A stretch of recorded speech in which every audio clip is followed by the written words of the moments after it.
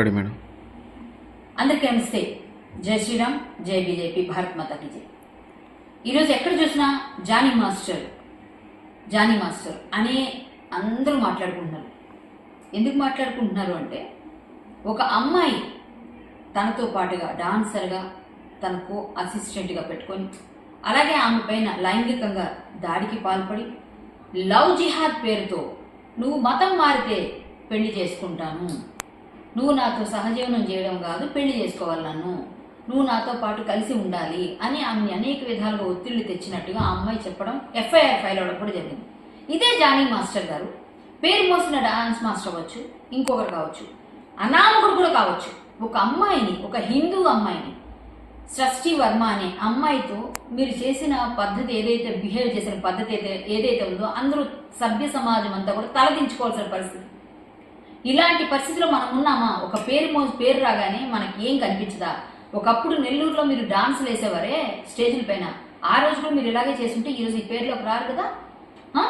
ఇలా అందరూ చిన్న స్థాయి నుంచి పై స్థాయి వరకు ఎదుగుతారు. మీరు మన ప్రచారంలో వెళ్ళి ఏమని చెప్పారండి మాస్టర్? ఖచ్చితంగా క్రిస్టియన్స్ అందరూ కూడా ఆంధ్రాలో మత మార్పిడులు చేస్తున్నారు అన్నారు. అంటే వాళ్ళు చేస్తే ఒకటి, మనం చేస్తే ఒకట? ఇప్పుడు మీరు చేస్తుంది అదే పని కదా. ఈ లవ్ జిహాద్కి ఏదైతే మీరు పాల్పడబోయారో దీన్ని అయితే తీవ్రంగా ఖండిస్తున్నానండి. నేను డైరెక్ట్ క్వశ్చన్ వేస్తున్నాను. ఒకవేళ మీరు తప్పు చేయలేదు అంటే, మీ వెనక ఎవరైనా రాజకీయ పార్టీలు కానీ ఖచ్చితంగా పనిచేస్తున్నాయంటే దానిపైన ఎంక్వైరీ వేయాలి. అది కూడా మేము డిమాండ్ చేస్తాం. ఎందుకంటే ఒక పేరు వచ్చిన వాళ్ళకి ఖచ్చితంగా బురదలు వేస్తారు. కానీ ఒక అమ్మాయి ఇంత ఓపెన్గా వచ్చి చెప్తుందంటే దానిలో అర్థం లేకుండా ఉండదు కదా. ఖచ్చితంగా అమ్మాయి ఏదైనా అథెంటికేటెడ్గా మాట్లాడుతున్నానని అమ్మాయి చెప్తున్న ఏవైతే సాక్ష్యాలు ఇచ్చారో మీ యూనియన్ వాళ్ళు కూడా ఇప్పుడు సీరియస్గా తీసుకుంటున్నారు. ఫిల్మ్ ఛాంబర్ కూడా సీరియస్గా తీసుకుంది. ప్రతి ఒక్కరూ మీ పైన మాట్లాడుతున్నారు. పార్టీ కార్యకలాపాలకు దూరంగా ఉండమన్నారు మిమ్మల్ని. ఏదైనా ఆడపిల్లల జోలికి వస్తే అది మాస్టర్ అయినా, ఒక స్టూడెంట్ అయినా, ఒక పేరు మోసిన ఆయన అయినా, అనామకుడైనా, ఎవరైనా సరే వదిలేదే లేదు. ఖచ్చితంగా అమ్మాయికి సృష్టి వర్మకి సపోర్ట్గా నిలబడతాం. హిందూ యాక్టివిస్ట్గా, బీజేపీ నాయకురాలుగా ఖచ్చితంగా మేమందరం కూడా ఆమె వెనక నిలబడి, ఇది లవ్ జిహాద్కి ఏ అమ్మాయి కూడా గురి కాకూడదని ప్రతిరోజు ఫైట్ చేసేవాళ్ళం మేము. ఆ అమ్మాయి లక్కీగా గురి కాకుండా బయటపడింది.